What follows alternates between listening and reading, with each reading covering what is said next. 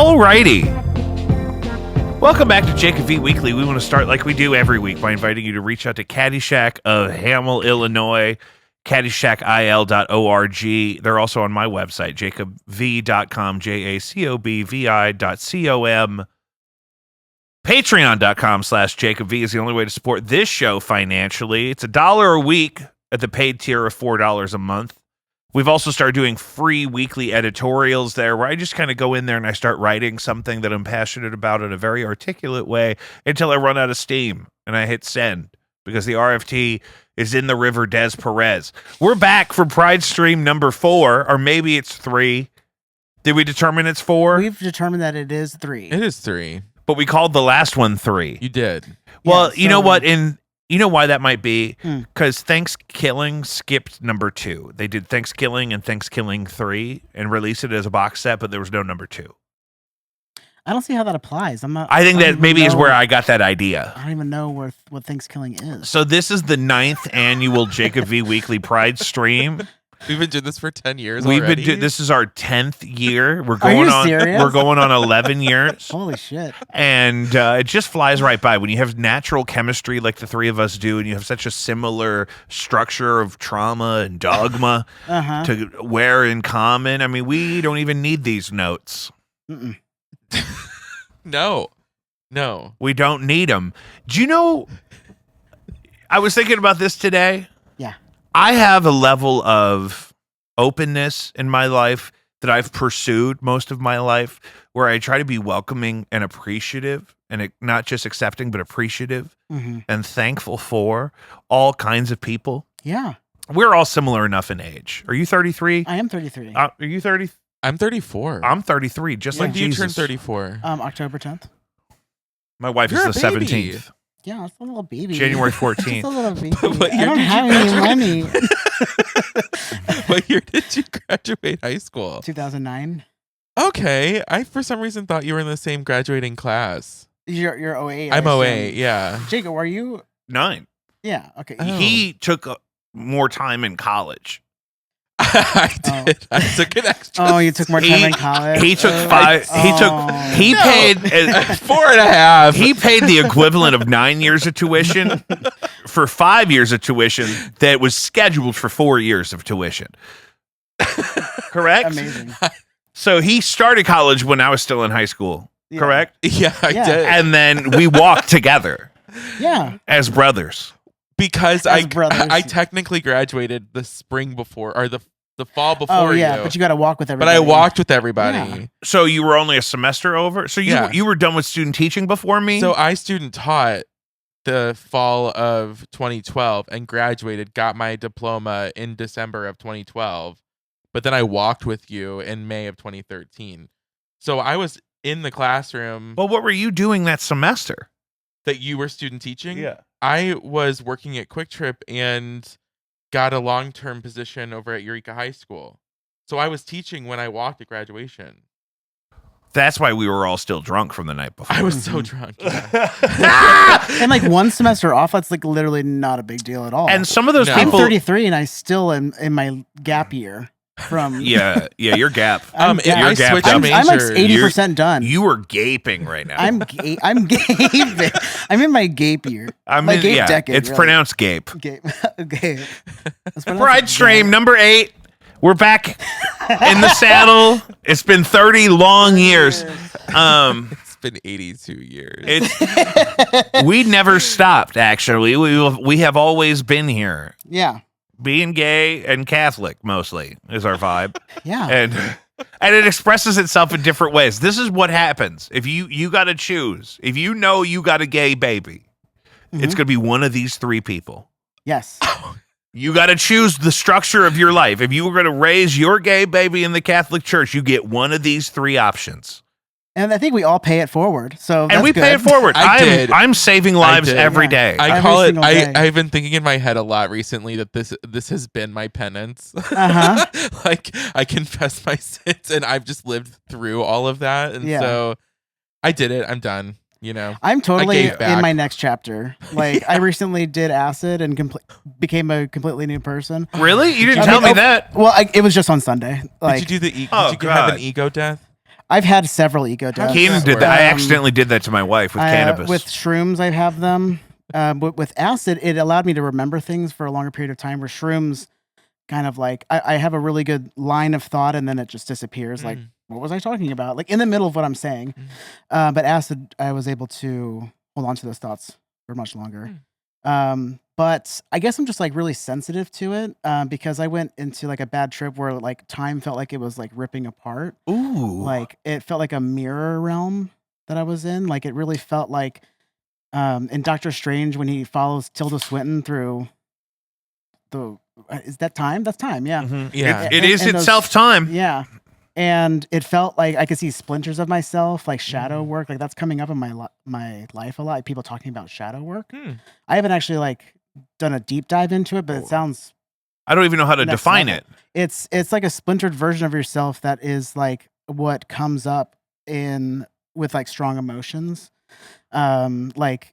Oh, like a hyper-focused version of yourself that exists in that emotion. Yeah, and in sort of like a shamanic perspective, you do work with your shadow self to sort of heal those traumas. So parents at home, this is what I'm saying. If you have a gay Catholic baby, you get to choose which one of these routes we're going to go down. But all roads kind of do lead this way. They're trying to teach us about this because it is the next step in civilization. Well, it's been around forever, like these shamanic practices. But they're trying to teach everybody this. That's why you have like the Infinity Gauntlet saga, and we have a reference for Doctor Strange. Like mainstream culture is trying to explain to us that there is reality beyond the current limited linear dimension we live in. I was thinking actually when you described mirror, I was thinking Neverending Story, the scene where Atreyu gets up to that mirror and Bastion is standing on the other side. See, okay, so yes, but like from my perspective, I felt more natural and more human in those moments of being on acid than ever in my life because we've been told as gay Catholics that we're unnatural in a sense, you know. And so like I felt so liberated from because me as myself as this like queer individual has been around for a very long time. Yeah. And it's only through this power struggle between like colonialism and capitalism versus humanity. And so it's nothing new. Right. And I think that we're just in a huge fight on being honest with ourselves. Being honest with ourselves, but also like being honest about history, you know, like because I've been thinking about that a lot too. I think it may be going into our 30s is why we start thinking this way. Yeah, but I've also been like, shit, if I've thought this way my entire life, starting with however the fuck long ago that was, there are people within my lineage of history who have also experienced this thing. And there will be also more after me, even if I'm not going to have kids myself. And I have to imagine that the world's had to have been so obviously different, even just 50 years ago with the queer community. But even, 50 years ago isn't really that long anymore. But, no, it's 70. Actually, that's the thing. 50 years ago was some of the worst times for gay people. But then if you go even further back, you're talking about like ancient history. Yeah, I mean it was like a life, you know, like you talk about indigenous cultures, like two spirits. Yes. Like those it's a common thing. And like what it is that we are shamed and like hurt into these corners of our lives that we have to spend a lot of time unfolding and Have you watched the movie I Saw the TV Glow? I just saw it a couple weeks ago. Have you seen any previews for it? It's a new A24 movie. Oh, I love A24. Can I tell you about it real quick? Yeah. So basically, I won't say the whole thing, but it's Justice something from the Pikachu movie. I love him. He's great. From Detective Pikachu? Yeah. The mixed race gentleman? Yeah, he is precious. So it's like he's in the 7th grade in 1996 and he meets this I like it. I like the concept already. Yeah. 7th grade 1996, he meets this girl who's in the 9th grade and she introduces him to this show called The Pink Opaque, which is like a hybrid of Alex Mack and like Buffy, and it's got all of these 90s elements of those weird TV shows we used to watch. And as the movie goes on, I don't want to reveal too much, but I would love to talk about it like post watching Sure, it because I don't yeah. want to spoil it. Right. But like a big thing for me watching it was just how this kid reacted to seeing someone on the television that he just wished was the person he was, right? Yeah. But then also the idea of burying your secrets until you die, right? And like how many people before us have had to just like know who they are at a certain point and then bury that so far deep inside of them that it drives them fucking crazy. Yeah. This is exactly what I was thinking about driving to work this morning, is that I accomplished all of my life goals that were ingrained in me in the context of my environment and the value system of that environment. I accomplished all of those at or by 29.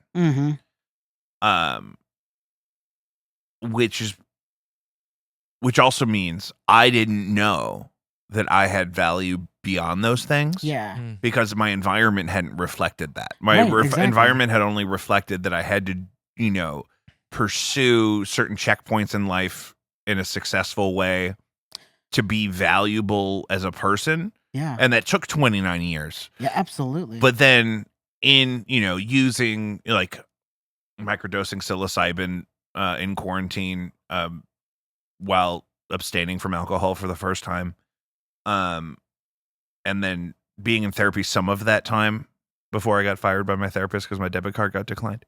And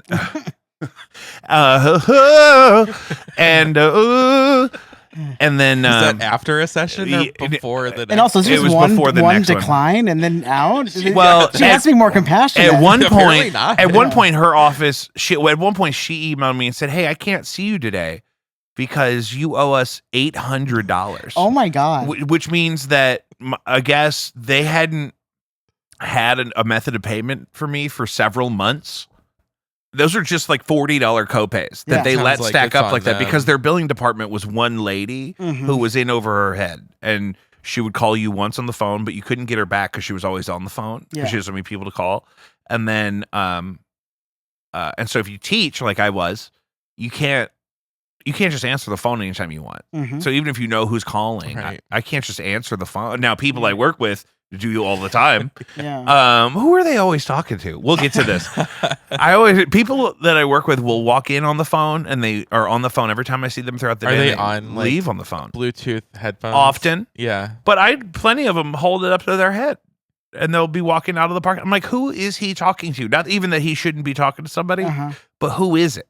Who is it? Because I don't even like talking on the phone. I bet it's someone I'm working with. Yeah. People, I swear to God, there are people We that I should work build with. a map. Yeah, there are people at the library that are like on the phone all day. They're talking to each other. Yeah, that's what I for real have been Guys, wondering. I want you to think, this Yeah. is just like when Joe Dirt said, do you ever look at the moon and think that maybe I'm also looking at that same moon and that we're like connected that way? Yeah, do you want to put me back into my acid trip because that's what it was? This is all coming back together. Yeah. I'm very good at this. Oh, I have not baby, lost the 10 plot. years. This is the 11th Pride stream. You would think by now you would know. But anytime you see one of your colleagues on the phone at work and they're talking to somebody that you don't work with, I want you to imagine all of the network of people that they are connected to, all of the co-workers across America, probably the world, who are on the phone at work. They're talking to each other. I actually think that all the time. Isn't that beautiful? Yeah. Dean, are you getting this? I'm getting this. Dean!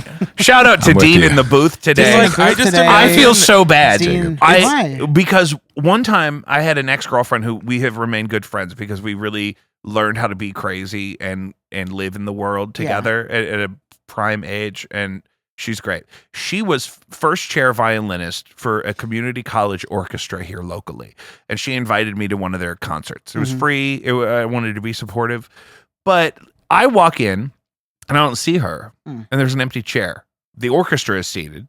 I'm seated. The audience is seated. The conductor comes out, and then they invite her out, and the whole place goes crazy. Yeah. I'm like, I didn't know. You invited me to come see a student orchestra, and I'm in here, and everyone's clapping for you. Yeah. So last time we did a Pride stream, last summer in 1957. in 1957, we were live streaming it from my basement with cameras that maxed out at 1080p. And Well, I had that New Hampshire internet. Well, we did last summer. You were on my couch. Oh, gotcha. Yeah. Right. Okay. And then and we had no additional lighting and some of the same microphones, but today we have all this lighting. We have a new friend of ours, Dean, is in the booth. Hey. So that Lucius can be on the mic. And I was late because I had to go grab the cameras and whatnot. And I walk in and Tim is just, everyone's setting all this stuff up. And Tim's in a new place. Yeah. And there's lights going up.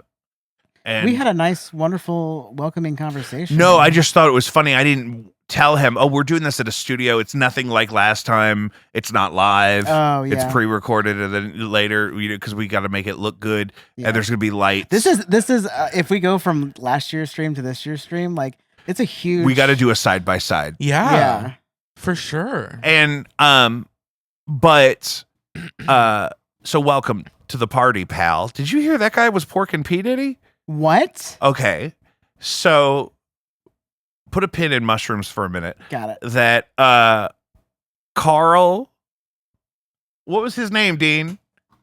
Carl he was the police officer and he was Sergeant Al Powell in Die Hard. Oh fuck. Wait, Carl Winslow? Yeah. Carl Winslow. Family Matters? Carl Winslow. There was an interview I saw today of a guy who is a rapper or an entourage person of rappers who was saying, again, apparently, that he was at a party at P. Diddy's house and he heard somebody having a sexual encounter in a room. Yeah. And he was at a party being funny, so he just kicked the door open and it's P. Diddy and Carl Winslow. Whoa. Whoa. Which- I love the visual. Which That's here's so the thing. interesting to Here me. is the thing. Yeah. If anything about this is nefarious or illegal or abusive in any way, I'm certainly not for that. Absolutely. Oh. However, if we're talking about Detestable. two successful gentlemen having an encounter at a party, Yeah. that is exciting to That me. is Very really exciting. That exciting. is because But Die Hard is my favorite movie of all time, up there with Purple Rain. I love a mustached And- bottom too. Oh my God. Just to imagine. I did not think that I believe Carl Carl would be the Winslow is bottom. alleged to have been performing orally on Mr. Combs. Oh, I believe. Okay, that's interesting. I believe is the allegation from the interview I saw. It's as graphic as I ever like to get. That is so random that it has to be real. It has That's to be. so random. That would be so wild for that guy to make that up. Yeah, that is so wild to choose that guy. And as a first degree reference, he said he saw it with his eyes. And he's not saying he Yeah. heard it from Wait, a person. wait. Who was the guy who busted in the door? Okay, he was he's a B-list famous person so of some he was kind. like He's some kind of entourage of either a rapper or Diddy's. a party guy from. I think he's also himself a rapper, but I didn't Yeah. recognize his name, and so I didn't It was remember. Nelly. It was local legend Nelly Furtado. Nelly Furtado. Hey, she just put out a NPR Tiny Desk concert. Yeah, it was great. Really? Yeah. Was it good? I need to watch it. Yeah. I need to I give love her another Nelly shot. Furtado. I got a little sick of her with not her first album. Her first album was a masterpiece. Yeah. But that second one with Timbaland, I got a little sick of her and I her love attitude. Maneater. I wanted I her was to here for be Maneater. some of the song. Yeah, you do like that song. I do. She's That's a good one. re-releasing it in a different She's doing a DJ. Taylor's version. Yeah. No, I don't think so. Did you know that she actually cut back on performing because she had a like an anxiety attack? Oh, that's what happened to Bo Burnham. Nelly Furtado. Oh, really? Yeah, That's a she lot. put out those like she put out, the I'm Like a Bird album, which was awesome. I loved it. And then the next one was that Promiscuous Uh-huh. album with Timbaland. And then Mhm. she put out one in Portuguese Hmm. because she's like part Brazilian, I think. Mm-hmm. And then I think she was touring and she had a breakdown. And so she like put a pause on her career. And she re-released a song recently with Tovlo and Oh, sick. some guy. He's in the new album of Tovlo's. I can't remember the DJ, but it's a good song. Yeah. I like that she's coming back out with some music. Yeah. Yeah, Shania did the same thing. Lost her mind, had some babies, stayed home, Yeah. back out there. Yeah. I mean, ticket prices are what ticket prices Wasn't are. Shania Can cheated do on? that. Well, With- Shania married yeah. a monster and a goblin who's Yeah. probably an alien. He can't even really be photographed. If you've ever seen a photograph of Mutt Lange, he's hard to even perceive. But he is masterful at what he does, and he created a sound that he then applied to her aesthetic musically, and it was really beautiful. And I hear they have some lovely children. Funny enough, I've never seen pictures of them. And but no, I can't imagine, as successful and driven as he is, that he would be a good husband. Yeah. Do you guys not know the tea on that though? On Shania and Shania. Mutt Do Lang? you? Yeah. I don't That- know it. Oh, I don't that know all he of it. he was cheating on her, and with this random. I don't know if it was a random woman, just woman. And then the husband of that woman and Shania ended up getting married. Okay, And Oh, well, that's beautiful. yeah, so she ended up finding her husband through that's right. the woman that was cheating on. That's how that Him should with her always husband. happen. Like Yeah. if two married people get divorced because they're seeing each other, Hmm. they should have to like send those other two on a date together just to see. And I know just to see, somebody who. Like, how would it be? Dude, we'll call it the Shania Foundation, Yeah. and we'll.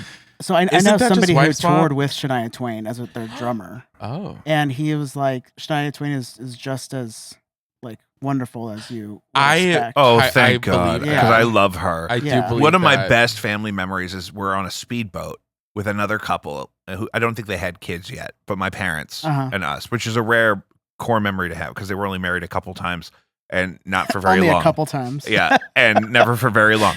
And blasting that whole Shania album, the big one that blew up with "Honey, I'm Home" on it. Yeah, the it's like the high exposure, like Yeah. sort of, Which is warm funny red. because that's how Mutt Lang always looks. Because again, he's Oh. hard to perceive. Yeah, He's either so So Caucasian or he's like a reptilian. If you told me Mutt Lang was a reptilian, I'd believe it. yeah. Is that her ex-husband's name? Mutt Lang. Yeah, he Lang? was- Mutt Lang. He's a very successful Good producer name. ever before her. He was Def Leppard. Oh. And if it's so funny, if you know about mixing and audio and whatnot, if you go to listen to that stuff and really try to figure out what his thing is, Yeah. the same things that are missing intentionally from a Shania record are the same things you hear carved out of Def Leppard. Like Interesting. it's very much he carves all of the frequencies from everything away except for the exact ones he wants, and then he cranks them. So, and he also did "You and I" by Lady Gaga. Oh, wow. That makes a lot. Okay, So now if you- it's sort of like clicking. 'Cause, So- yeah. The drums from "You and I" by Lady Gaga are the drum beat from "We Will Rock You" just slowed down, which was used by permission from Brian May because he did the guitar solo on it. Yeah. And then Mutt Lang produced the whole record Huh. with that drum sample and then Brian May's new guitar solo. And if you go listen to it next to Shania and next to Def Leppard, you hear that it's exactly produced by the exact same guy. And it sounds really, really good Yeah. because he's like just deleting anything that might not sound good and just cranking everything that sounds nice. Yeah. Yeah. And that's the vocals, that's the guitars for sure. Which is funny because Def Leppard was doing like the Boston thing where they were going DI with all the guitars. Uh-huh. So there was no miking, there was no room noise, there was Mhm. no of that. Yeah. You know what I mean? Yeah. Yeah. So like before Sans Amps, but like that same thing. Yeah. Back to gay. Was that cutting edge at the time? Yeah. It was. Yeah. The guy from Boston invented that. Oh, really? He invented the Rockman X100 or whatever, Mhm. which was called a headphone amp, but it was also like a DI Mm. solution for you could get a full quality crank guitar tone direct into your Oh, cool. captured device, which Yeah. at the time would have been a tape machine. Mm-hmm. And he built that for himself mostly, but then turned it into a company. And then Sans Amp kind of continued that kind of Cool. thing. Yeah, that makes sense. So I hate to take you on that whole trip, Tim, but it's important. That was really interesting. I love listening to you talk. Oh, that's why I bring him back. I mean, Yeah. can you? That's why we've been doing this for at least. This is 80 why years. guys. This So is long. This is why Michelle Visage is still. I took this advice from RuPaul Okay. because I asked Ru. I said, Ru, why Michelle Visage again? And she said, honey, you can't buy chemistry. Right. And so when you find it, you You got to find bring that bitch back. Bring it back. I do bring it love back. a good RuPaul quote. Yeah. She told me that. Yeah. She was saying it into a camera To who? years before. My RuPaul quote is to not take life too seriously. My RuPaul quote is, "It's none of your business what other people think of you."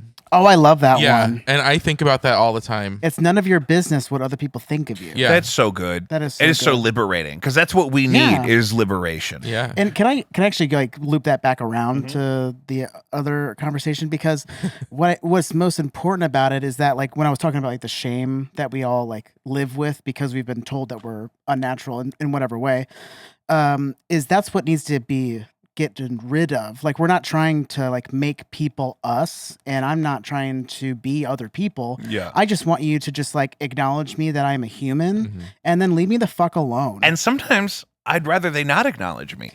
That's fine too. But I'd like, rather them just the- just let me live in my liberty like and my choices. I am a human. I am doing human things. I like You're the- not the evangelizing queer your that I lifestyle. feel Yeah. is that's just another name for something else Mhm. that was another thing that happened a long time ago too. It's just we're Mhm. renaming the same stuff. Yeah. I also think that like I'm sick of everyone having opinions on it all the time Yeah. that don't need to have opinions on it. Yeah. So it's like, yeah, I'd like for you to know who I am, but I also don't really care if you know who I am or not. Mhm. The people who are invited to that are invited to it, and the people who want to celebrate in it, and those of you who don't can just get fucked. Mhm. But I'm also just really tired of like everybody constantly talking about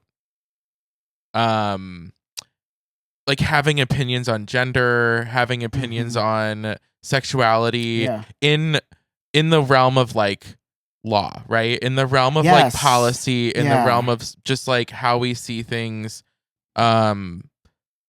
Yeah, I'm just it's just tiring. And I When you think put that a said box that. on it, Yeah. like whether it's a law or Yeah. a policy Right. or a rule or your lifestyle, your religion, It's so weird. when you box it up, you like there's displacement that happens, Right. You know, because you're like trying to inch this all over the population, and then you end up with this displacement. You end up with mental health issues. Then there's the decline of humanity. What in makes me itself. crazy Like, is you see people that are succeeding in a life in the mainstream culture in some way. White suburbanites, let's say. Yeah. Cisgendered, heterosexual white suburbanites. yeah, When they have an opinion that they offer on these issues, it's exhausting to me because they've intentionally removed that diversity from their life. yeah, And nobody's asking them. yeah, But they want everything to stay in line with the reality they've constructed for themselves. absolutely. That's what I mean. That demographic has done with the standard of living that they've inherited is they've built up homogeny around them. Mhm. And the rest of it is just like the areas of the map that you haven't been to on Zelda yet. You know what I mean? It's just foggy Yeah. and you don't get to see what it is yet. Mhm. And anything that acts contradictory to that is threatening to them. They act like they like freedom so much. Yeah. But when you let everybody be free, they're going to express freedom in a way that may not be in Congress with your dogma and your doctrine for how you raise your children or your life, Yeah. but it's actually none of your business. Some people just be looking for a fight too. Oh yeah, they're You know, bored. They're so bored. bored that they're like, I have to go impose my expectations on somebody, even if I don't really care, Or- because I have nothing else to do. Yeah, I mean, like I think because I just recently did acid in my mind, sort of in that like Are you still on metaphysical acid sense, 30 you know. years later? Like I just like think about it in the sense that like they are hurt too. Those people that are mad, like they are hurt too. Yeah. Like Oh, they've had man. full lives of disappointment and displacement. This is such an interesting and- thing that you were alluding to, is Yeah. that because the thing I wanted to mention that you're talking about is the problem with like people who we don't think we're forcing anything on them. They want to go Yeah. and use their platform that may not even be about this to talk about these issues in a negative way. Yeah. It's like an unforced error. Like nobody asked them. Right. Yeah. And like you'll see stand-up comedians want to bring it up for some reason.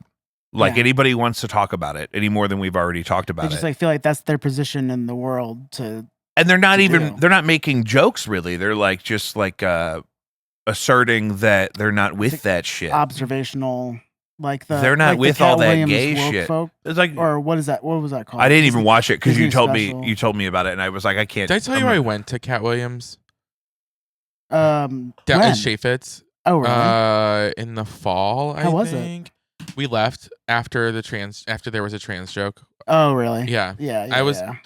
I was there for an open. Well, really, so I wanted to get tickets because I wanted to see if Monique was going to open, because I was really into hearing about Monique versus Tyler Perry and Oprah. Yeah. And so I wanted to witness a viral moment, but it never came because Monique did not open for Cat Williams. Oh, damn. So it was fine. I left. That's it.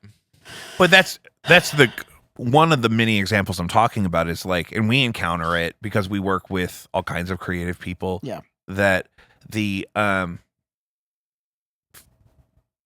comedians who are cisgendered and heterosexual will just choose to spend time talking about that in a way that may even be funny to them, but is also totally unnecessary. It's like they're choosing to be confrontational because they know they're going to upset somebody about an issue that actually doesn't touch their life at all. Because I want to say this to those people, because I see some of these issues on the front line as it plays out with their children, is that the gay kids at school are not trying to make your kids gay. Your kids are beating the shit out of them. Is what and that's just me, what I've witnessed in 10 years. Yeah. Of the people that I see in the media that are like, I don't want gay kids at my kid's school. I'm like, one, you should pay for your kid to go to school then. You pile of shit. You probably don't even own the building you live in. Two, that's how I really feel.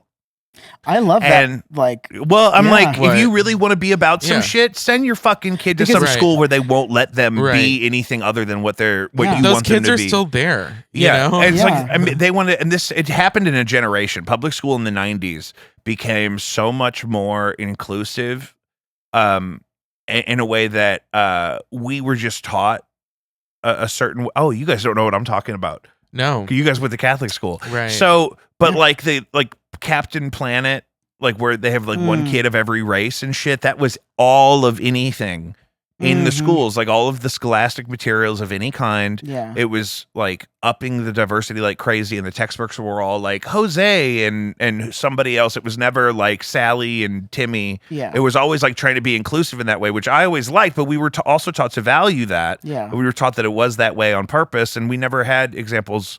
Otherwise, because I got kicked out of Catholic school after kindergarten. So that's how about some shit I am. One, my kindergarten was on Kings Highway because I'm from the streets. Two, I got kicked out that bitch because you can't put liberty in a box. I thought that I was in kindergarten telling the nuns, I thought this was America. Was that Lourdes? St. Mary Magdalene. St. Mary. R.I.P. That's not a school anymore. The church is still standing there. I drive by it all the time. The exact grounds I went missing on because I just sat behind a bush and just didn't respond when they called my name over and over again. That big bitch could have gotten up off that retaining wall and come and turn around the corner. I was behind the bush. Dumbass. I was behind the bush. But number one, you don't own the building you live in. So if you're going to send your kids to school, you have to understand that is an environment where we have to welcome everybody because they are entitled to be there. Number two, your kids are not being beguiled by gay kids at school. Your children are going to school and calling those children awful names when they haven't even been addressed by them, and then beating the shit out of them. And I don't just see it on social media. I see it every day in person. Literally in life. So, and I don't think Cat Williams and Dave Chappelle obsessing over this issue or these multiples of issues, really, when you talk about the broader spectrum of unsolicited homophobia we get from even just those two individuals specifically, I don't think it's actually good for their children because your children are going to perpetrate abuse at school. Yeah. And you were saying no, but that's it wraps back around that like they are hurt individuals as well, like and that it's just like feeding this fire that they expect something. Well, they're just asking for that violence. I have to put my mind in their mind where like they want this to be like. Because whatever that big $10 word was, but like the that's the same idea as putting them all on an island and letting them fight it out. Well, because that's the real problem. That's what the real criminals, the people that are really evil, that's what they want.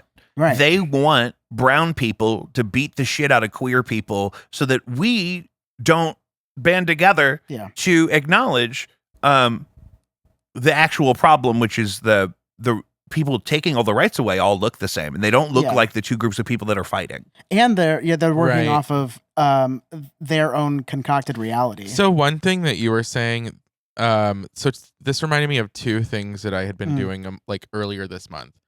The first was post a therapy session. My therapist suggested I read this book called Homecoming. And it's about reclaiming your inner wounded child. So I read like the first half of it. I should probably keep reading it because it's not good to start and not finish it. But the whole thing about it is You got to get all the way there. You got to get your arms around the child. Well, the whole thing about it is that everybody has inside of them this like inner wounded, not necessarily traumatized, but those things, those layers of even just if it's an older brother punching you in the arm your whole life, those things, those bruises still are there even as you go on. Even if you are very good at repressing those emotions or repressing those memories, they still exist. And so it's nice to look at people in a different light and think like, oh, this person's in pain. That's why they're being mean to me. Like working in a library now, that's kind of a common occurrence. It's not that different than when I worked at Quick Trip, except when I worked at Quick Trip, when someone would call me stupid, I felt bad. I thought, you can't talk to me like this. Yeah. Why are you talking to me like this? But now in an environment where I see people who are literally at their worst and they're calling me the F slur, I have to just imagine like, there's something wrong. Like, what something happened to you? I'm okay, Yeah. But this is a reality. And another thing is the other book I was reading at the same time was that comedy Bible. Because of that comedy class that I was telling you about, where the teacher basically said, like gay people feel like they're being treated worse than everybody else. And the reality is you can make fun of anybody you want. And the whole thing about this guy's conversation was like, jokes are meant to be funny as long as it makes sense. It's funny. It doesn't matter who it offends. Yeah. And it just was wrong according to the book. Well, and the thing that is so... Did I make any sense? Yes. Yes, Are you you did, kidding? absolutely. Is the problem I have heard from the Black community in totally civil conversation is that, and I want to point out the parts of it that make sense to me, is that all of a sudden there are certain affluent, elderly, rich white men that want to become women. And so now, see, the GOP likes to act like it's because we legalized same-sex marriage, which is not actually when it happened. Right. We would still be talking about that first, probably, if we weren't talking about trans issues. But also, trans issues are not inherently directly gay issues for everybody. Right. So there's a problem with people are oversimplifying these issues a lot of the time and acting like everybody, even in this room, are the same. And we're not all experiencing these issues the same way at all. Right. And even though we started as, again, parents, you get A, B, or C. A, B, or C. And it's very different. Those, but that's also that the issues of civil rights for Black Americans have not gone away as we've started to also try to address civil rights issues for other types of Americans, like immigrants or same-sex couples or transgendered individuals, or what have you. Because while Caitlyn Jenner gets to do whatever, gets to fly her plane in Malibu, Black children are still getting Malibu, baby. Buckle up, buckaroo. It's Malibu, baby. Where are my kids? Where are they? This is my plane. We could do that all day. While Caitlyn Jenner is flying her plane up and down Malibu, which is real, Black children who are unarmed, and like we talked about last week, often running in the other direction, are still getting shot in the back and killed by police. Yeah. But this is the problem. The cops aren't often gay. We would love if all the cops were gay. Are you serious? I know at least 2 lesbian cops. But when Dave Chappelle chooses to take 20 minutes to point out to everybody, transgendered rights and Black rights are not the same. The struggles are not the same. Whatever the whole thing is, really, he should be talking about the real damage that's being done, Mhm. which is the people we're not talking about for 20 minutes at the top of your stand-up special for no reason, which is the people who are actually throwing people from your community in prison, Mhm. are actually taking their rights away, or shooting them over Skittles often. That's like a joke on the internet now. Yeah. Is that, oh, we got a kid with some Skittles, because it happens so often that a kid gets shot by an armed security officer because they have a hoodie pocket full of Skittles. So of course, the issues are not the same. And I think the anger comes from, hey, wait a minute, we still haven't fixed this issue of disproportionate imprisonment and police brutality, for example, just as one example. Right. We still haven't fixed this issue. And now, because rich white men sometimes want to be rich white women, that now I have to spend all my time thinking about this. Mhm. But then it becomes, you spend so much time talking about how you don't want to talk about something that then you're the one talking about it. I just wish that it's really it's just the it's an exposure issue. It's the Taylor I think. Swift phenomenon. It really is. It's the idea that like Taylor Swift keeps perpetuating a narrative about how I don't want you guys to be talking about me this way anymore, but every album is about that same topic. Yeah. So you're still talking about it. Yeah. Right? Yeah. Like it's the exact same thing. Yeah. I mean, why does Dave Chappelle have to take 15 minutes to talk about trans issues every Netflix special? Because he's so Because he's grossed annoyed. out He's by- annoyed. Yeah. It's because He's annoyed because I think what really is going to happen is that these guys are going to find out that, or they're finding out that they're really not that funny anymore. You know, They're that too isolated. It's not just it's being not wealthy, that but it's intelligent being- anymore. Yeah. And No. they're not involved enough in the climate that they got famous for responding to then respond to the climate that same way. But it could also be as easy as a business decision too. Yeah. I think. Well, Yeah. it's definitely because they're still it's a choice. It's working. It's Yeah. a choice. Like, But that's the other thing. It's just like what Trump did with truck stop whites by complaining about Mexicans and acting like we have an actual problem with Mexicans. Don't get me started. That it mobilized a base that was under mobilized anyway, certainly politically, to, give a shit about something that even probably most of them wasn't affecting them, but they like the idea of not liking that thing. mm-hmm. And so it's happening the same way with, what if we direct our message at cisgendered Americans that know us already, or just cisgendered Black Americans that are going to agree with us, in the case of Dave Chappelle, for example. Right. Or that's his target audience, at least to him. Yeah, and they're just like rebrewing a fire that was already there with. They're just what are some people upset about? Can we grow that? Yeah, Can we grow that Right. upset? Yeah. Well, and you notice, I think there is more attention being drawn to high school sports, right? Oh, yeah. Which is weird. Did you play sports at high school? No. Did you play sports at high school? Softball. I was a A, B, theater or C, kid. baby. A, B, or Right. C. I Right. took co-ed Yeah. recreational sports twice senior year in high school for my gym I credit. skipped gym class my freshman year because I was so afraid of it. So I had to take it Middle my school sophomore gym year. was so traumatizing for me. Only running days for me was the most traumatizing. Oh my God. Like, or those like The mile. God. God. I was just thinking about this today. I used a scanner in high school to doctor up a doctor's note because I got drunk during my IP period at home, and I came back up to school for philosophy club, but I was wearing flip-flops because I didn't want to wear socks. Yeah. And I was running through the parking lot, and I came off the curb, and I stepped on my foot sideways like this and broke my farther rightmost phalange, but back in the joint. Oh, And then yikes. I had a doctor's note that said I could be out of gym class for 3 weeks, but I Yeah. went into the school library Uh-huh. during my IP period, Yep. and scanned it, Mhm. and then I had cut up a thing that said 3 months, Love it.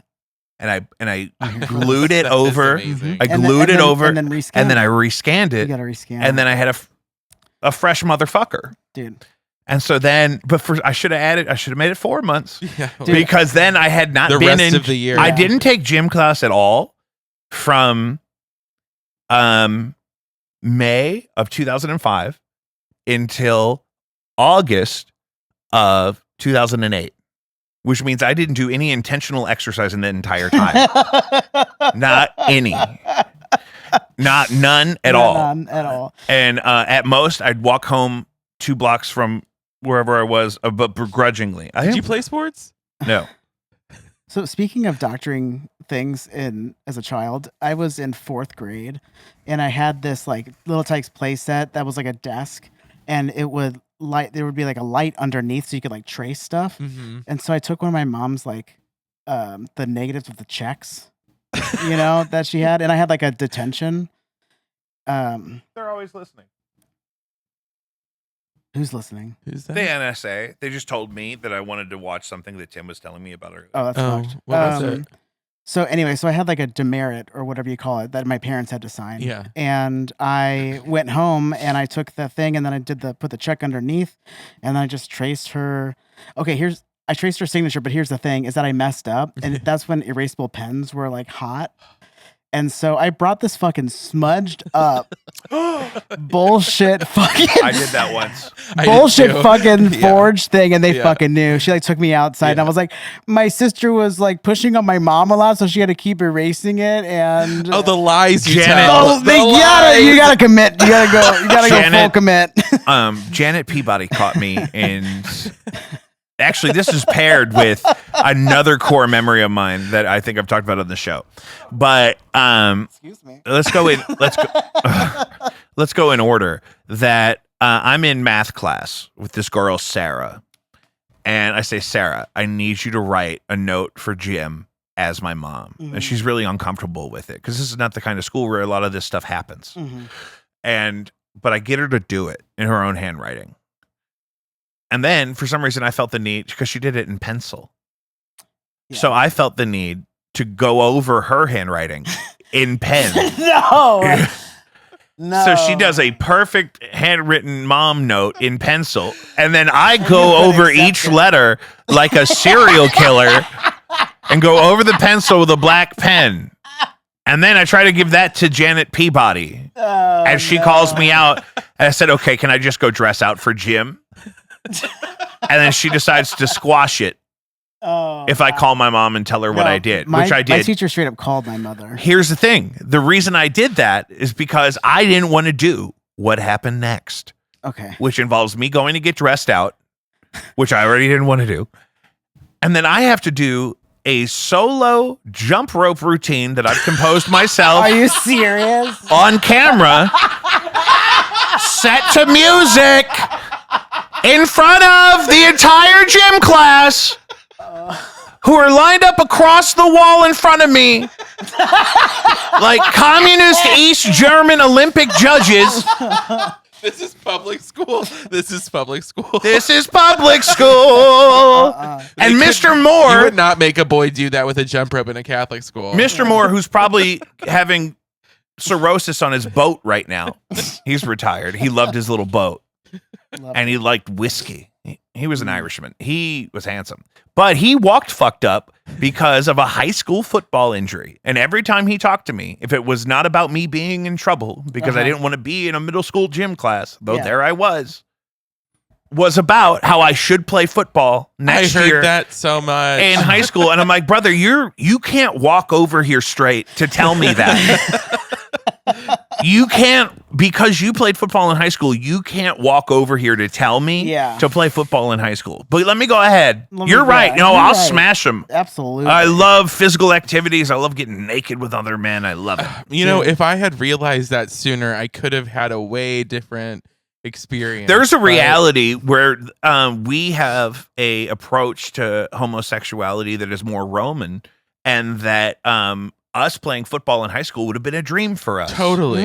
It would have been really nice. And I would have gotten some of that paternal validation I was missing from my brothers in war. Absolutely. And we would have gone out there, baby, and we would have put points on the board, Daddy. I would run a route, Mama, because I know that we're all going to cuddle later, and they're all really worried about how I'm doing. I just can't wait for the showers. Right. And the showers would have been a celebratory time. Celebratory. It would have been a celebration of life and triumph. And it wouldn't have been about all fear drinking from the same trough at the same time. Yes. It wouldn't have been, please don't look at my inferior Johnson. Look at his. It wouldn't have been, please don't look at my body. Look at that guy's crazy body. Yeah. Look at the anatomy on that gentleman. Is what it would have been. But I mean, Yeah. the translation got fucked up because actually I've been thinking about this a lot because as I've been out of therapy and then this week accidentally off of my Paxadoodles, Ooh. which is it's good for the free thinking, Yes. a little too free. Mm-hmm. But the Roman Empire didn't die; it transmorphed its essence into the church, and then the Church of England picks up the torch and builds that empire. And then during World War II, the Empire of England is on its last leg. It's not going to survive. And so it transmorphs its essence into what became the United States. No. Yes, that's exactly how it all happened. I watched it happen. I was on mushrooms in the woods. That's how American history happened. Yeah, absolutely. That's why we were able to come in there and knock the Nazis back, because Russia had already sacrificed most of their military to beat back the Nazi menace.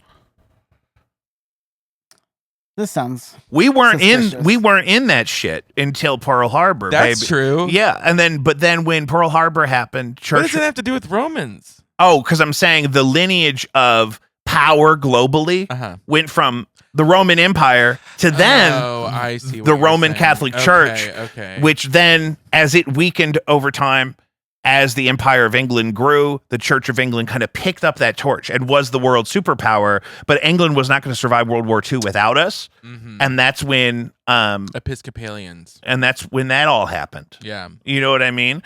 And so.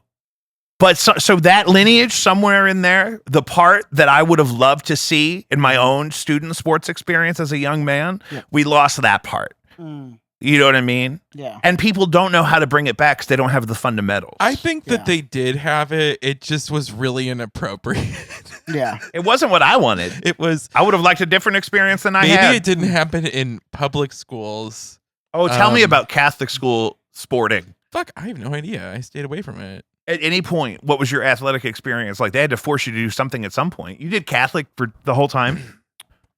What? You did Catholic school the whole time? Yeah. The whole time? The whole time. Catholic sporting is a event. That's what the clip that is going to be happens- called. Catholic sporting. Catholic sporting. Well, it's different because it's like, It's like we call it CYC. yeah, Catholic youth something. Yeah. So parishes have different teams. Yeah, and anybody can play. It doesn't matter who. Kind of.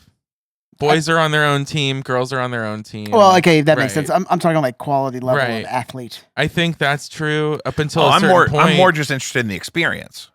I was. It depends. Okay, yeah. It got too competitive. Mm-hmm. So like that's the thing. It's not for everybody because Mm-hmm. I think that it was probably designed for kids to go out and play sports, but then as kids get older, it becomes more competitive. And so then if you're not a competitive kid, it's not an environment for you. Yeah.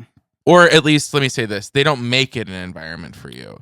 Right. You know, like I was not good at playing sports. So it wasn't an enjoyable experience for me. I didn't give a fuck about standing out there in the middle of a field with fucking bugs. I love to just imagine your posture in the uniform. And just your disapproving posture. I hated it. Yeah. I hate it. That's what you're saying. But the other thing is I had two brothers who were so good at it. Right. So like our life growing up revolved around CYC baseball, all the tournaments, going to different parishes, or then eventually like select baseball or high school ball, having to go around to all those games. So what am I trying to get at? Your experience on the whole. Yeah. Yeah. It was just, I don't know. I don't think it's really that interesting of an experience. Well, but that's the thing, because it was aspect. you felt left. What's the word? You were felt the opposite. Where like I come from a very competitive family. Like my parents did sports. Yeah. Like in like hospital. They did hospital sports. Hospital. They beat the shit out of sick people. High school. Yeah. And It's called hospice hockey. I did all of the sports like growing up. Like tried all of them, even roller hockey. What grade are you in? I am 80% done with my degree, so I think I'm a junior. But do you have siblings, right? Yeah, older brother and younger sister. So you're right in the middle? Yeah. But did the brother play sports too? Oh yeah. Right. So like you followed suit. I'm the last one. Well, I was both like creative in music as well. Yeah. So Oh, like you they were were just like an all-star. I didn't say that. Shine But I mean, bright. I think my lesbianism definitely aided to my wonderful your softball career. must do it I was- all the time yeah, thing. I was the cleanup hitter And it was a lot. so allowed for you. Yeah. It was like this was- was a role for you. like Yeah. you get a perfect ACT score. Like, You don't even when apply I to came college. out as like a lesbian, they're like, okay, Oh. and- They're like, honey, you're wearing a tool belt. Honey, you're fixing the car that we're in right now. honey, you like girls? We all like We all girls. like Everybody girls. likes girls. It's Yeah. okay. Go ahead. I think it's the carburetor. Yeah, You might want to cut If your it hair was- short. You don't want to get too much dirt in it. yeah. If it was only that wonderful. What's with the cheering though? You know, the softball cheers, all those cheers at softball. Oh, it's just I don't know. It's just a way to camaraderie. camaraderie. Yeah, it's a way to pep it up. They Well, gotta that's the they thing, gotta like- do something to kill the time because the ball is so much slower. Yeah, you gotta pump up your team. You gotta keep the focus. Yeah, but I wanted Which to be is able to just to do that smash while playing balls. instructionally baseball, but that was just a bit too fruity. Mhm. Instructional league? Yeah, you know, like you have the coach telling you how to play. Is that a thing? I think I Yeah, believe so, up until yeah. a certain point. Yeah. You go from wearing You at wanted least- to do instructional league Was at this the- 14? Was this the experience for you? Like you go from wearing a CYC like t-shirt Yeah. to then all of a sudden the real uniform. Yes. Right? And then it's competitive. Yeah, absolutely. Yeah. Yeah. Once you go from the t-shirt to like that vinyl Once you go from wearing fucking- it's like polyester and you have to You actually know what? wear a my cup. my nephews play on a CYC team and they have their names on the back of their shirts now. See, that's because it's money. I don't know. They're getting them from It's Temu. Troy. Temu. Team fucking Temu again. Temu. They are blowing me up. Are Yeah, they? I fucked up. I get the text messages. I get the emails. Yeah. I get the push You notifications. can't I don't have have- that relationship with Temu if I you're a got hoarder. I know, but it's You gonna take cannot me have like that no. relationship. it's gonna I'm not literally getting it's, anything from them. it's I gonna take won't. me about 14 minutes to go through my phone and really correct the issue that's been happening for several months. And I just haven't been able to muster up the strength. You know, think like a billionaire. Spend like a billionaire. spend everyone else's money. Yeah. Yeah, right? Because really what you're buying is surplus merchandise from Yeah, things that that's- didn't work out. Tim, did you know that that's their slogan? Timu Yeah. is Shop like a is billionaire. Shop like a also billionaire. pronounced Temu. We all found that out during this last year's Super Bowl. During the Super Bowl, They the had first a time I had ever heard commercial. it said, everyone had and said it was Temu. like Temu, Temu, Temu, come say get your shit it here. And right. it's like this whole like infographic sort of. Did you not watch the animation. Super Bowl, Tim? No. That's the problem. But this is Taylor Swift's Super Bowl. I can't believe as That's- a gay man you would No, watch this is it. the problem I with did watch it because I did want to see Travis Kelce and the other guy. Patrick who was- Mahomes. Yes. No. Isn't Patrick Mahomes the guy that sounds like Kermit the Frog? Yes. Not him. The other cute one. Wait. On the other side. On the Yes, other who do side. we play again? Can we talk the about- 49ers? Yeah, he was a 49er. Who is the cutie over there? Fuck. Who was the halftime Metcalf? show? Mc- No. Wasn't like it's a, It was opposite of Travis Kelce, the other tight end over there. Yeah, tight. A Kittle. I don't know. Did he have long hair? What's No. the Catholic guy's name? The kicker. I don't remember. Is he the one that- Butker? He's Yeah, the guy that did the speech. Okay. yes. Yeah. at that What? school. What happened? I don't think. I think that Catholics were just doing what Catholics do, and the world got angry. So do you think he was invited to speak in that capacity? Yeah, Oh, to like give some sort of message about I like think he about was, now I that think he you- was informed. I think that they asked him because they probably know he's Catholic. He's probably said some Catholic things, and so like I feel like you don't invite somebody and not know their rhetoric. So right. but or why did also- he feel the need to do that? To say that? Because he loves his wife so much, he wanted to give his wife like He's so happy Like- his wife is in the kitchen. yes. So he could wear those He's ridiculous so suits. thankful for his wife, and that is like felt really close to my home because my mom is like a homemaker, but also a working woman too. Had to do both. This is what And then- aggravates me. If you really want a woman who's going to stay at home and do all the home shit, pay for that bitch to stay at home and do some yeah, not home shit. everybody has What are you all that sending this? money. You want this woman to be in the kitchen and doing the kids and doing the laundry But it- and she's going to work? Like I think it definitely got it got twisted because I thought he was basically saying like women stay home, like don't go to work. He was saying like because I read No. it, and part of I it. did not- I didn't read it. I so- read it, and I part of didn't it either. I was not was interested. the part of it that was excerpt for the article I had started with was about how there's a lot of young women in the audience who are excited about their new degrees, but I hope you're equally as excited. At that point, my brain turns it into to get back in the kitchen. But it was, I Yeah. think he literally at one point used the word kitchen and was describing how the only reason he can be successful is because his wife is so next level, like And- supportive and And I agree with that sentiment. Like, if a woman wants to be that homemaker, that is an absolutely valid job. yeah. To, But like, don't raise send that kids, woman to work. but Why don't you don't- get up there, stack some bands? But don't tell a bunch of educated, like, single women. single women. Right. There's no. Are they? Unless they're all pregnant. But I think he was trying to validate the half of the college that are going to be that. But also, I would be their parents, be like, so I spent $70,000 for what? No shit. You know, Why Well, that's the So I thing. spent It's like, $70 wait, for why what? would you Right. tell Why would you tell my beautiful daughter to take all of her student loan debt and just go straight into the kitchen? Right. She better be on the gram making some enchiladas. Yeah. Or also, like, why are you telling the young men who are graduating in this audience that that's the only that they don't I think it was also an have a all-girls role? college. What? I think it was an all-girls college. Oh, was it? Wasn't it? Oh, maybe you're right. It was a It was it an was a all-women college. Catholic liberal arts school. Benedict. I thought it was Morehouse. Well, no. Morehouse, isn't that where Biden spoke at Morehouse? I thought. Well, we got to look it up. Somebody's got to look it up. You looking it up? I don't know his name. I don't know the school's name. I actually was never even successfully baptized Catholic because I ran and hid. That's a true story. I was waiting for my mom to tell, but she doesn't want to do the show because she doesn't. She needs to. She's much. so Catholic, she doesn't feel worthy of being on Who? camera. My mom. What parish? Well, they tried to Harrison baptize me at Butker St. Mary was Magdalene, his name. but they didn't go well. And I don't know why they waited. Yeah, President Biden spoke at Morehouse. Well, where did the kicker speak at? What's his Mm. name? Maybe his name's Morehouse. Harrison Butker. Butker? Butker. That's awful.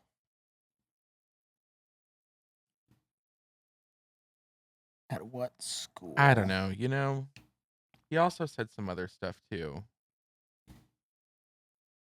It was Benedictine College. Oh, that was the name of it? Yeah. I see. I sometimes I just read headlines, and sometimes they're next to other headlines with other words in them, and I remember it all, but then all together. Dean, how's it going in there? Good, Jacob. Oh, good. I got a question for you. Yeah. So when you hid from your baptism, do you remember where? Yeah. So it wasn't completely unsupervised, and my brother was a real charlatan. He was really going along with it. We had gotten dressed up, and my aunts and uncles were there, my grandparents. And we go into the Catholic church where I was going to school at the time. And, but the whole ceremony of the whole thing and the guy's outfit, the priest, I'm sorry, forgive me, creeped me out. vestments. And this is actually common with kids of this age, certainly in the last 30 years, that the traditional pageantry of the Catholic Church scares them because they're used to it being the bad guys in Batman or something. Yeah. Like at my Aunt Donna's wedding. At my Aunt Donna's wedding, my cousin Dusty, who was small, the deal was if you can get these flowers down this aisle, brother, we're going to buy you that tractor you've been asking for. Yeah. And it was like a toy tractor. It was a big one. It was nice. But we had never practiced it with the organ. Mm. And then the cathedral organ kicks in and he's scared for his life. Mhm. And it's really hard to get him down that aisle. And he's really hard to get upset. down there. So I was having a similar reaction, Dean, in that I didn't run and hide out of view of my family, but I ran and clung to eventually my aunt, I believe, who was supposed to be what I called at the time my fairy godmother. I told her on the way out, That's you're not cute. going to get to be a fairy godmother after all, Yeah. because I was a little shit.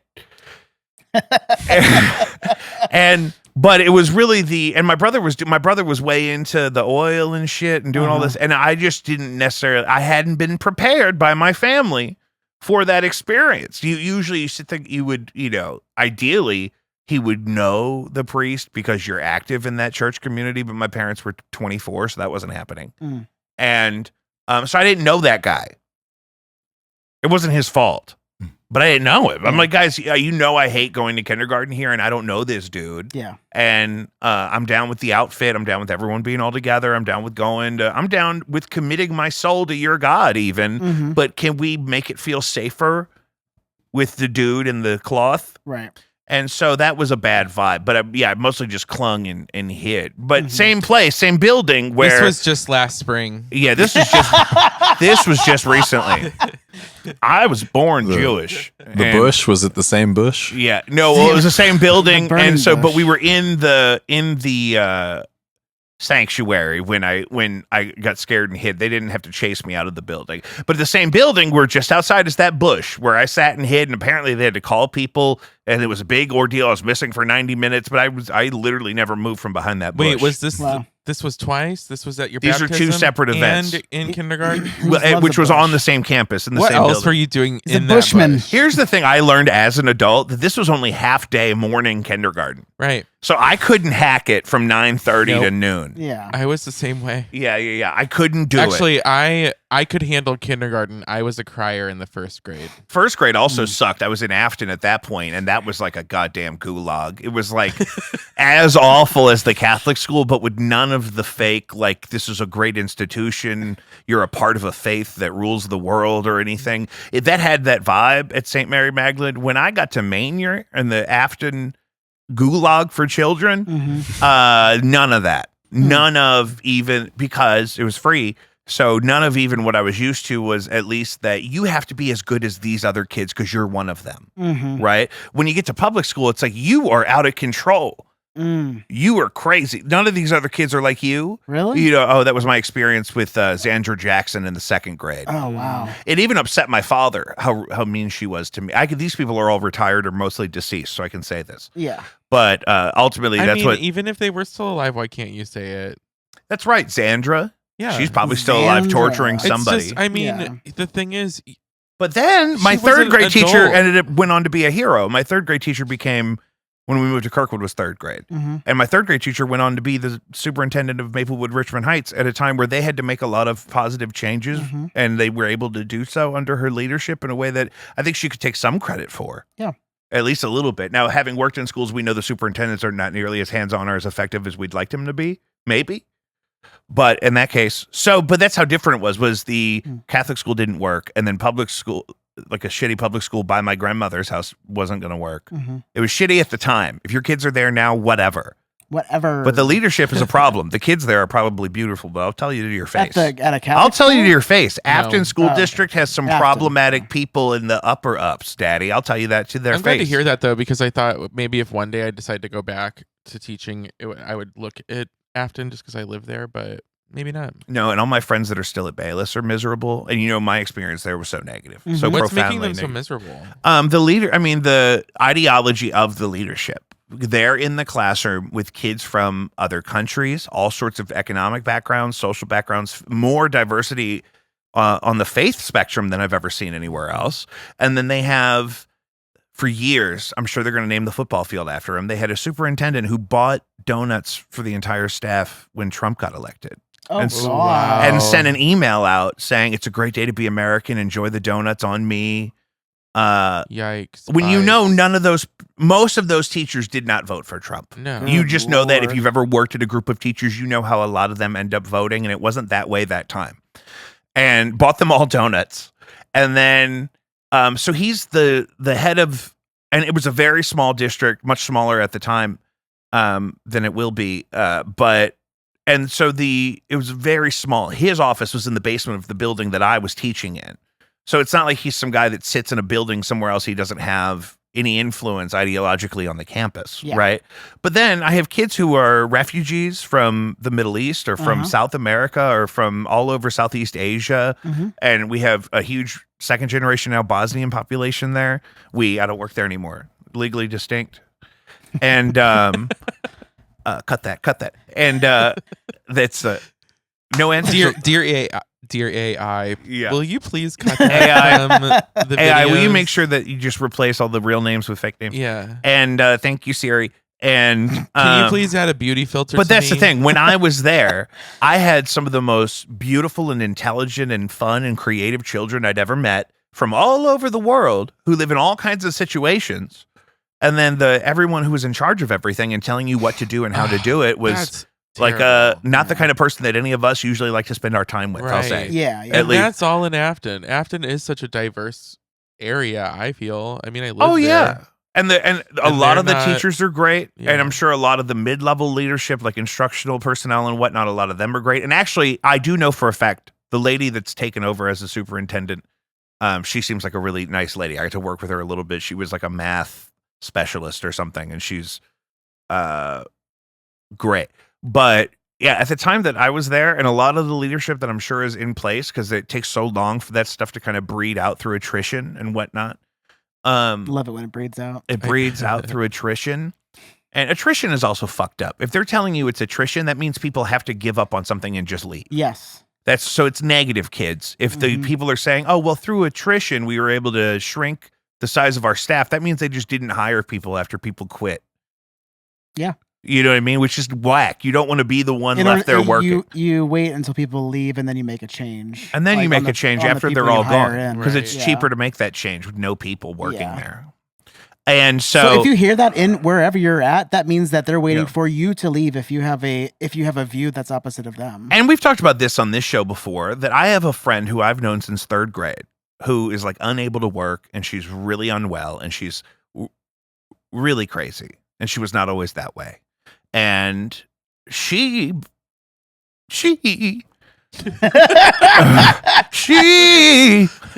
explains and firmly believes, I've talked to her on the phone about this several times, and so that there's a situation in high school where she was like inappropriately addressed in some way, or physically touched inappropriately in some way, and she was heavily at the time gaslit by the assistant principal and the principal at the time that we were there, and kind of like bullied out of ever really pursuing anything about it. There was some documentation that she Crazy. had filed a complaint or something, but Yeah. never really got to pursue that. And then 15 years later, we're coming up on she's schizophrenic and a mess and has never really been able to do anything, even though up until she was 18, she was totally like functioning in that school system alongside me. Mm-hmm. And then those people all have like awards and like parts of buildings named after them. And Wow. there's no restorative justice of any kind. I'm not even saying I want any of them to apologize to her, because I wouldn't put her through having to interact with them.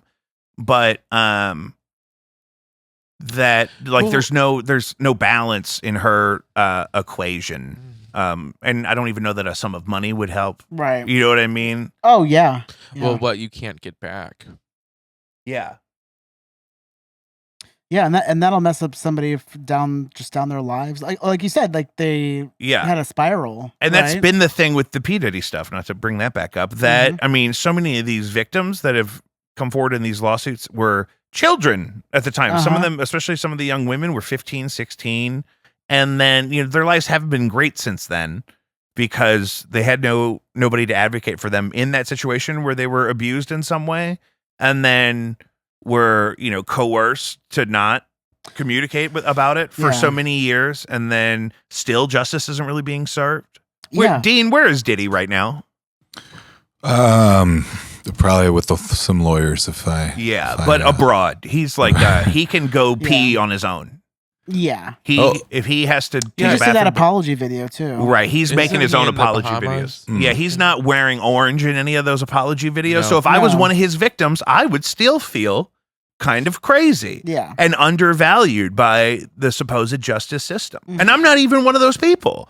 You know what I mean? But what I mostly interact with and really try to make a positive influence on every day is a lot of, my colleagues are younger women of color or older women of color who have really been abused or neglected or underserviced by the systems they've been living in, and mostly serving really well the whole time, and then just not thanked for that at all. And so I don't even get to witness. Imagine if one of those women that I know are living in defiance of what they know their own value to be, based off how it's reflected in their environment, that if one of them was put in a situation where they were being abused by a billionaire and then no justice was being served, I totally believe it would happen that way. Yeah.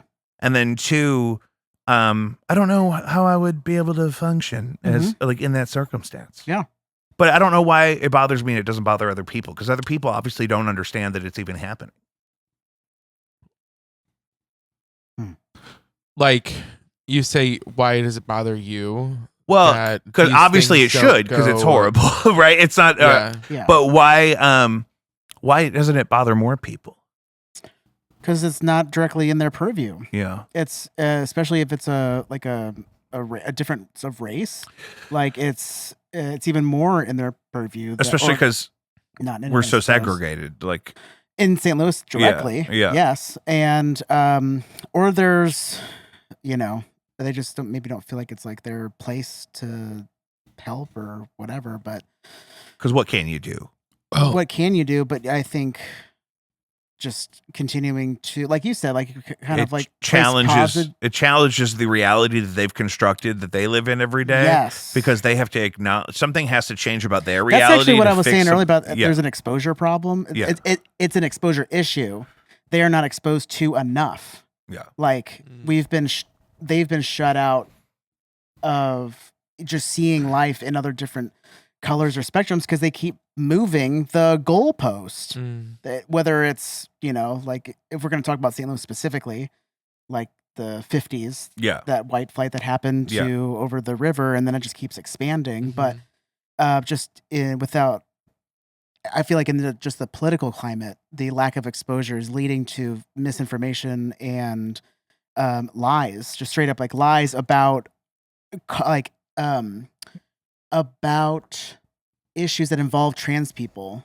Like the documentation of these like harmful things that have happened to kids is like, I don't think you're I've mobilizing a seen population who should be upset about what they're experiencing against a population that they don't have any natural interaction with very often. For almost as if on purpose. It's like it doesn't necessarily it's antagonizing. And it doesn't make sense because an aspiring black comedian who's upset about gay issues that he hears so much about, or trans issues that he hears so much about, is living next door to a trans person, and they're both getting screwed out of their health benefits by the same people. Yes. And those people look a lot more like me than they do like either of those people. Yeah. You know what I mean? Yeah, but I mean, maybe what if they're playing the game? I mean, that's what we do as like humans in this society, just as society standards. Like we all have to play the game in some sort of way, or we don't, and then we go sovereign, and that's kind of sick too.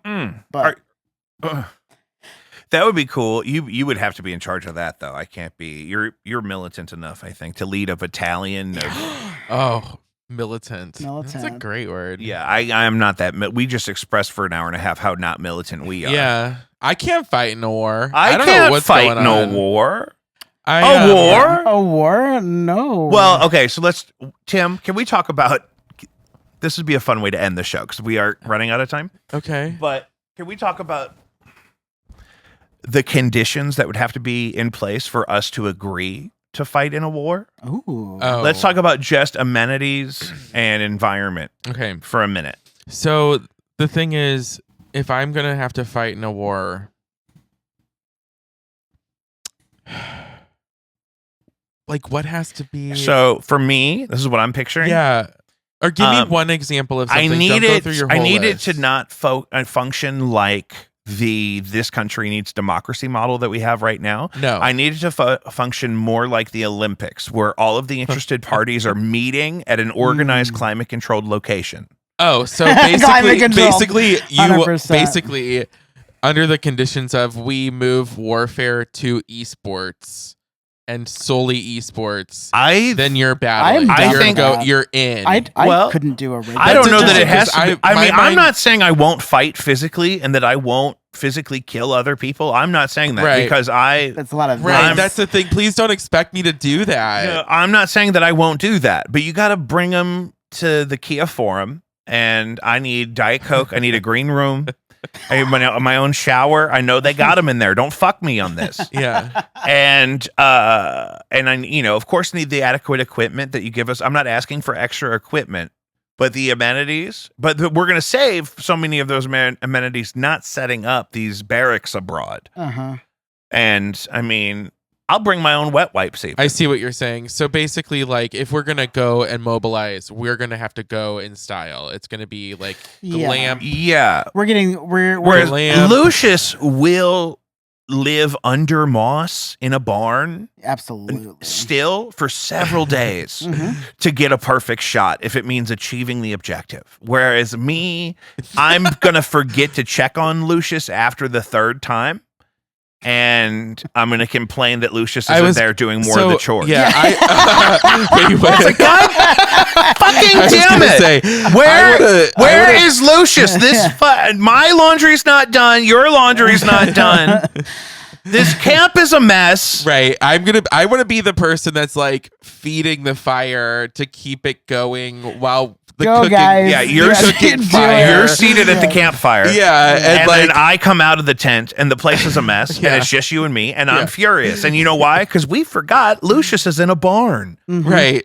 motionless. But Lucius is in that barn protecting us. Like that's Yeah, the thing. I would have been none the protecting wiser. democracy. Like if you would have told me that's the conversation you would have had, I would have been pissed. Like Yeah. you didn't come and get me. You were supposed to, but if I would do it. I know that's the thing because Yeah. you do the things get done when you do them. You know what I mean? And that's, I mean, a huge part of what I love about you. Now, my thing is, we would also eliminate this problem where people who are not trying to participate in the war are injured or killed in war. Because that you're not, can't happen. you're not going to pick Yeah. up a whole wedding from a country and put them in the Colosseum with me No. for a Right, war we game. don't have to, like, that's just it. Why do we have to kill people? Yeah. I'm even down with not killing them. I think the problem is that they don't agree to the terms of the match, and so they're going to continue to live in defiance of democracy if we don't kill them. I think must be the thing. Truly, if it was just one giant pillow fight in the Coliseum, Yeah. you know, This is exactly what we wanted high school football to be like. right. Yeah. And it wasn't like that. Yeah. Otherwise, I'm we'd sorry. both be in the NFL right now. Having a weird limp, If I got out of that shower half a brain. in the locker room and then we immediately went into a big old pillow fight, Yeah. you just got to join the XFL. I would be on the KC Chiefs right now. Right. I'd be the fat one. You- Mhm. They'd be like, there's the fat one. There's, I don't know how to describe them all in a sensitive way because how I talk about them off camera is not polite because I don't like them very much Mhm. because they're trying to sell me Pfizer. Why are they doing Pfizer commercials? Before they even won the Super Bowl, they were doing Pfizer commercials. Who? The Kansas City Oh, Chiefs. for I the don't know. vaccine No, Yeah. but why are football players selling me vaccines? because of the influence. Yeah, like, because the influence apparently of the their people. demographic, there is a crossover between unvaccinated and the demographic who watched Kansas City Chiefs Yeah. football, so they have Oh, to yeah. I blend didn't the even two. think about it like I that. had not Yeah. even thought about That's- that yet. yeah. That's exactly why. Middle America. Yeah, That's, middle America. right. So they're like, who do we need to target? We got to target. It turns out the only people who are still paying for cable, 90% of television ratings go to the NFL. 90% of all television ratings go to the NFL now, right? Makes sense. So people who are paying for cable are only watching the NFL, Mhm. and some of those people are the types that may still not have any kind of vaccination at all. right. And so they're saying, let's take the person that we know that they know, because Yeah. if they're paying for cable, they know this guy. Right. Yeah. And then tell them about the thing that they think they don't want Right. and say, look, he's got it. He's Now, your guy. Don't you yeah. want to have what your guy has? Right. Okay. So I hadn't thought about unvaccinated people because I was teaching in a public school when it all came down. So I feel like you should think I got a more. couple. You should be on that thinking anyway, because I don't know why I said it like that, but like, didn't you have those signs hanging up in your cafeteria, of like famous people drinking milk? Yeah. Mark McGuire. Right, and it was just Yeah. like, here's our way of trying to get kids to drink more I've milk. worked in some schools where those are still up. Right. So it's That's the awesome. same. You know, you get Just Travis a Kelce to steroid get- advocate. I worked as recently as since the pandemonium. I worked in a building where there was a Mark McGuire with a milk mustache still up in the cafeteria somewhere. It must have been backstage somewhere where the kids wouldn't have ripped it off by Backstage. now in the 30 years since that was printed. Mhm. Dean, how long are we at? 95 minutes. We gotta go. Oh wow! I got a gig. I 95. haven't eaten a single bite of food all day, Oh, Yeah. wow. and I have to go play for the young ladies at the Alton VFW. Yeah, I got an improv show tonight. Yeah. Pride kickoff Ooh, where? at the improv shop down the street in the Grove, Okay. right next to that White Castle. What in time? the corner. Yeah, okay. I 10 want to p.m. go. Really? Do I Yeah. have to get tickets? No, Like, can it's I get free. tickets to the door? Oh. Okay, let me talk to Jeff when I get home. Yeah. Because I want to see you in action. Okay. That's Yeah. how it I'm happens, hosting. folks. Yeah. Doorstop-Studio.square.site. Yep. CaddyshackIL.org. JacobV.com. Patreon.com/JacobV. No Antics. June 9th at the Sinkholes. Our next thing. We're back after a little breaky poo after the world tour. BBS is doing motherfucking Confluence Music Festival. I'm supposed to get indoctrinated into the Illuminati tomorrow with Ludacris I and cannot T-Pain. wait. We're gonna have a whole new Jacob V next week. Yeah, hopefully. Yeah. This show they may say you can't keep the show. And there's a price tag. You know. There is a price tag where the show is worth something. Yeah. I don't think they're going to agree. Yeah. So, but we'll see how we'll see. see. That may not come up immediately. I don't think Ludacris knows about it. He's supposed to be my liaison. So, we'll see if he knows about that yet. Yeah. We'll see. Shout out to Dean in the booth. Shout out to Dean in the booth. Dean, anything you want to plug? Well, Doorstop and the Improv Shop already got a shout out. Perfect. Yeah, we're doing Improv Shop tonight. I say royally. Lucius is doing it. I And won't also, be I'm there. doing it June 7th and June 8th. Oh my! Yeah, I got a full fucking Busy. prideful. Busy. Well, my team is just a bunch of gender expansive people Yeah. that got started on Trans Day Visibility. And so now it's Pride Month, so we're making multiple appearances. Well, praise God. Praise him and her. Them. Praise them. Yes. PrideStream number 4 officially. Even if, because the last one was officially 3. Okay. We have to. I mean, if So I'm this is starving. you wanna officially make that I'm about to line. die. Okay. We Okay. love you. Love Good you. Good night, night. Arby's. Dee, go ahead.